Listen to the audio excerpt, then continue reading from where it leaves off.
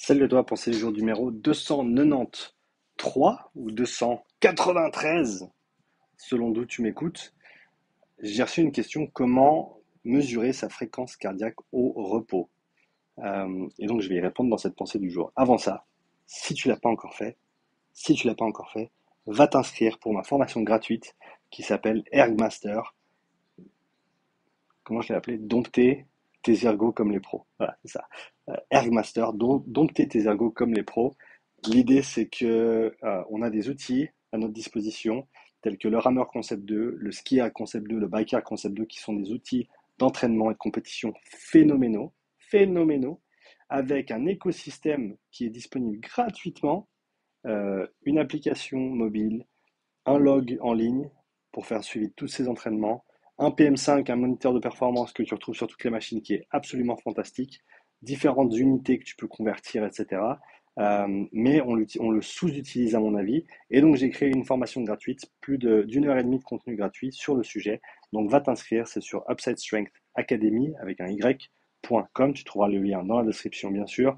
Formation gratuite, je le répète. Tout ce que je te demande, c'est ton email et un petit commentaire à la fin de la formation si tu l'as apprécié, bien sûr. On revient sur la question du jour. Comment trouver sa fréquence cardiaque? Comment mesurer sa fréquence cardiaque au repos? Je pense pas qu'il n'y ait qu'une seule manière de faire. Ce que j'ai fait pendant longtemps, parce que là, ça fait 2 mois, je dirais, que je ne prends plus ma fréquence cardiaque au repos. Mais je pense que quand tu t'entraînes sérieusement, c'est très très intéressant de le faire parce que ça te donne des informations qui sont tout à fait pertinentes, surtout si tu combines ça avec une mesure de variabilité cardiaque. Et je te laisse te référer à une vidéo que j'ai faite sur l'application qui s'appelle HRV4 Training, HRV4 Training. J'ai fait une pensée du jour là-dessus il y a un petit moment. C'est une super application et avec laquelle je ne suis pas affilié, qui coûte 10 francs et qui est vraiment top, créé par un gars qui s'appelle Marco Altini, que j'ai reçu sur le podcast. Donc, si tu veux écouter un peu plus longuement ce qu'il a à dire là-dessus, va écouter mon podcast avec Marco Altini.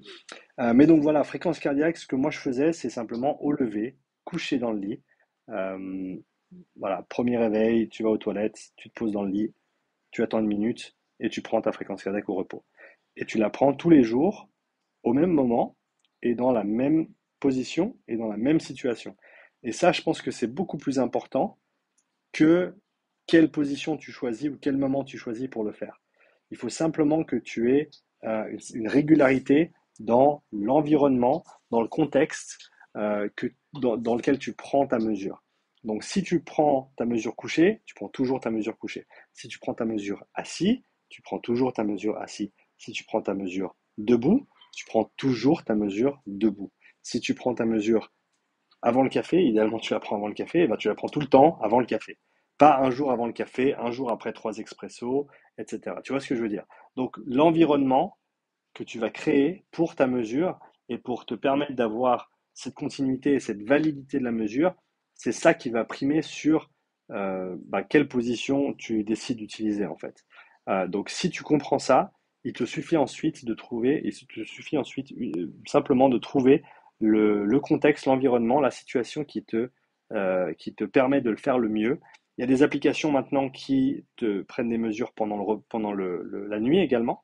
Marco d'ailleurs en parle assez souvent sur Twitter si tu le suis là-bas. Ou tu peux aller lire tous ces articles sur Medium qui sont extrêmement complets sur les sujets de la fréquence cardiaque, de la variabilité cardiaque et de leur lien à l'entraînement. Ultra complet. Ils partagent tout gratuitement là-bas. Donc, il y a bien sûr des applications et des outils comme Whoop ou d'autres qui te prennent des mesures pendant la nuit. Le défaut actuel de ces mesures, c'est qu'ils t'expliquent. Ils te disent pas nécessairement comment ils prennent leurs mesures. Ils te donnent pas de marge de manœuvre, ou pardon, de marge d'erreur sur leurs mesures.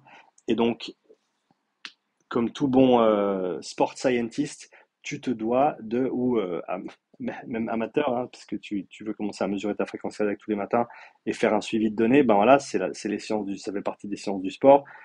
Faut simplement comprendre que quand un outil quelconque te donne des données qui ne sont pas brutes et qui sont interprétées par leurs propres soins et qui ne te permettent pas de voir les données brutes, tu dois, tu te dois de prendre ces données avec des pincettes. Et tu te dois de ne pas leur faire complètement confiance, simplement parce que tu ne connais pas les algorithmes, tu ne connais pas le lissage qui a peut-être été appliqué, tu ne connais pas les algorithmes de correction d'erreurs qu'il peut y avoir dans les mesures, en sachant que, surtout quand on parle de variabilité cardiaque, eh ben, les erreurs de mesure et le bruit, donc les artefacts sont super importants, super importants. Donc il faut comprendre le contexte dans lequel tu prends ta mesure, il faut comprendre la nature de la mesure que tu prends. Si c'est juste une fréquence cardiaque au repos, prends-la soit assis, soit couché au lit, aux premières lueurs quand tu te lèves, toujours dans la même position, toujours après être allé aux toilettes par exemple, comme ça t'es pas stressé d'aller aux toilettes et t'essaies de te retenir pendant que tu fais ta mesure. Enfin bref, trouve un environnement qui te convient et fais en sorte que la mesure puisse être répétée chaque jour dans les mêmes conditions. Voilà, c'est le plus important. Au-delà de ça, va t'instruire. Marco Altini sur Twitter, sur mon podcast, sur Medium. C'est le gars qui parle de ça. C'est le gars qui est à la pointe de tout ça, à mon avis. Et puis sinon, bah, tu laisses un commentaire sous la vidéo, comme d'hab. Et puis laisse un commentaire, même si tu as juste apprécié la vidéo, parce que moi, ça m'aide. Et ça me fait plaisir en plus de parler avec toi. Donc, j'attends ton commentaire sous cette vidéo. Et un petit like aussi, bien sûr, si tu as aimé la vidéo. Et sur ce, ben, je te dis belle journée à toi. Et je te dis à bientôt pour la prochaine pensée du jour. Ciao.